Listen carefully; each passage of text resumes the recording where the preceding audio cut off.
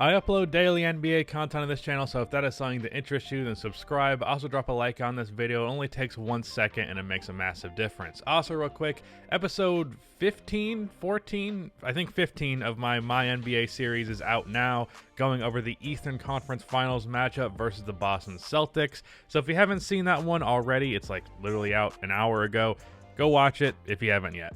With that out of the way, today I decided what I wanted to do just some simple top 10 at each position videos for these 2K Talks, so you can expect to see a good amount of these in the 2K Talk series for a couple of weeks, and then obviously there'll be 5 videos of this. But starting with the point guard spot, I want to preface this with it's the 2021 season specifically, so players that are injured are not going to be in this, though I don't think that applies to the point guard spot here. And also, I noticed that this position is like definitely the deepest one in the NBA. Like, I don't think it's the best. I think small forward's the best position in the NBA in terms of like the most talent, but the point guard position has the most depth. Like, De'Aaron Fox is not a top 10 point guard, and he's really good. That's just kind of how it is. So I do have a bunch of honorable mentions here for the point guard position. Kemba Walker, De'Aaron Fox, Ja Morant, and Jamal Murray. Jamal Murray could very easily get in this conversation. Unfortunately, however, he has struggled so far to start the season, and it's starting to look like maybe the bubble was a bit of an anomaly for him. It could just be a rough start. That's the thing we're going to have to wait and see. Don't want to overreact to just like 5 games or so. But those are my honorable mentions. As for who I have number 10 at the point guard spot, I have Drew Holiday. As for why I believe he is better than all of those honorable mentions, it really comes down to the defense. Again, Jamal Murray could overtake him, but I'm assuming that he's going to not be as good as he was in the bubble, and that's why he's not in the top 10 for me. But if he is as good as he was in the bubble, he's probably like, what, 6th on my list? But I'm assuming that's not going to be the case. Drew Holiday is like almost, like not almost, but he's pretty comparable offensively to like all of these guys. He's a guy who can get like 20 and 7 on pretty good efficiency. And he's also one of the best defenders, if not the best guard defender in the NBA. So I give him that edge, and he is playing point guard this year. That's why he's on this list. Otherwise, he would have been in the 2-guard category because that's what he's played the past few years. But in Milwaukee, he has been the point guard, so that's what I labeled him as. Next up is Kyle Lowry. I think this is a great way of showcasing just how deep this position is, that like Kyle Lowry is the 9th best point guard in the NBA.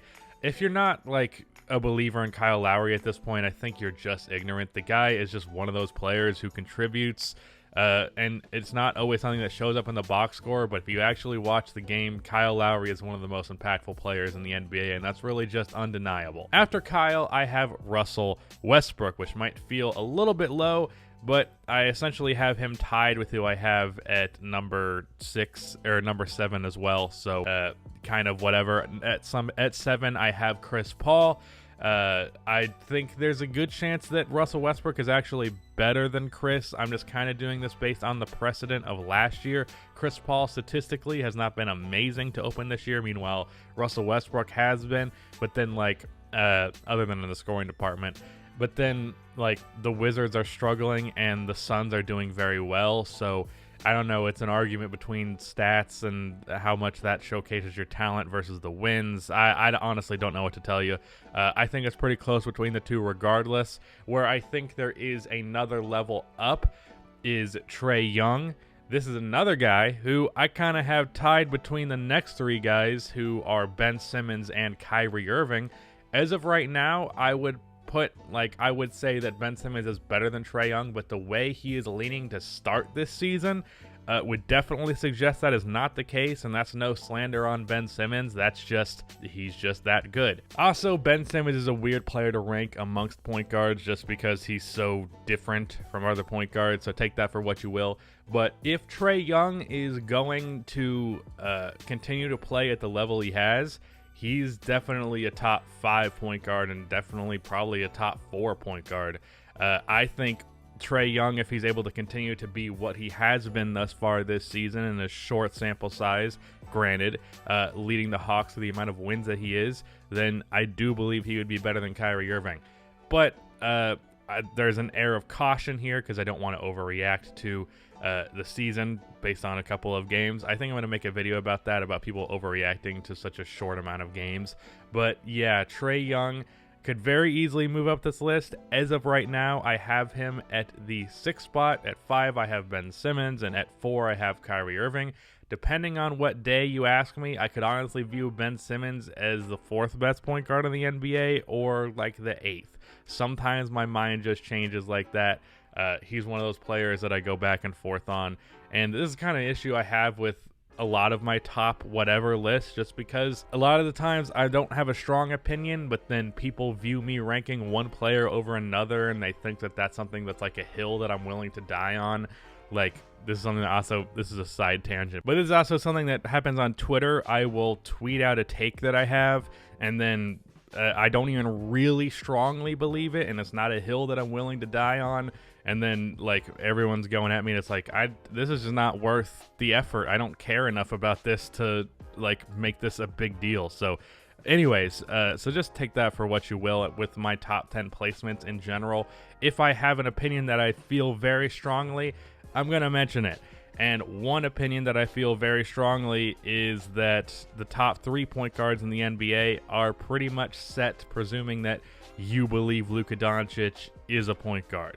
The best point guard in the NBA is Steph Curry. That's not a question. I guess maybe if you want to be just down on Stephen Curry, there's an argument that Luka Doncic is a better player, although he has struggled to start this year too.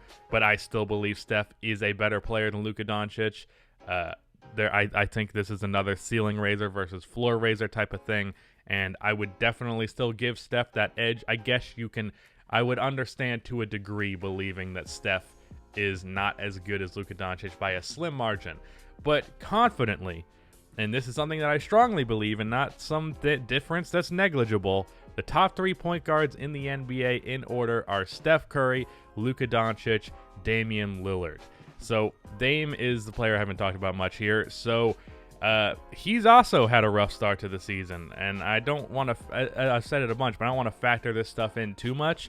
But it is weird that Damian Lillard just has rough starts and then no one really cares, but then everyone else, they're on their neck. And like, look, I feel like the bad takeaway there is that, when you look at it like, we should be more critical of Damian Lillard, when it's like, really, we should just be less critical of these players based on very small sample sizes or a bad game here or there. But it is interesting that Damian Lillard just kind of always evades criticism because pretty much everybody likes Damian Lillard. I don't think there's many people that don't like Damian Lillard. So, yeah. But I do think people take that like of Damian Lillard too far, like the argument that Dame is better than Steph Curry as just in general, but then especially as a three-point shooter is just unbelievably incorrect. I believe Steph has like a 4% difference in their career three-point percentage on more attempts. He's also taking pretty much the same degree of difficulty of attempts. So it's just not really a contest in the shooting department. In the player department, there is nothing that Damian Lillard does better than Steph besides for attacking the basket. Obviously, because he's more athletic, he's more able to take contact. But that is pretty much it for Damian Lillard in the better than Steph department. Everything else Steph is better at, including even defense, which neither of them are really killing it in that category, but he's even better at defense. So Steph, best point guard. As for Luka Doncic, don't really care about his rough start, really. I was going to make a video on how bad he shot well from three, but then he had a game where he was shooting well from three, and it's like, I don't want to make these videos based on a couple of games, and then that video is immediately invalidated by another game. So just reflecting over this top 10 once more, I felt like this video was going to be longer than it is, but I kind of got it out of the way early.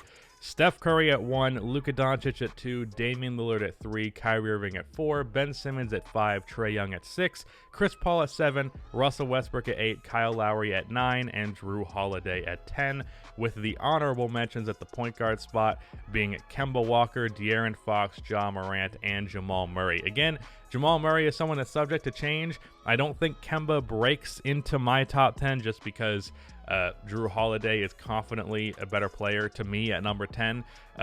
Also, there's a factor with both De'Aaron Fox and Ja Morant because they're young. They can very easily have a breakout season that moves them higher up on this list. I didn't give any strong opinion in terms of a player taking a leap in this. That's why the younger players, I didn't really give a huge edge. That's why I had Trae Young kind of lower than what he might end up being by the end of the season.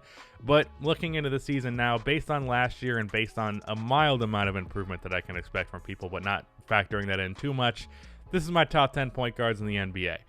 Top 10 shooting guards is going to be out on Wednesday. But yeah, that's the end of this video. Again, go check out that My NBA video if you have not yet. Really enjoyed doing that series, so if you can support me over there, it's much appreciated. But yeah, end of the video. Be sure to like and subscribe for more NBA content like this, and cue the outro music.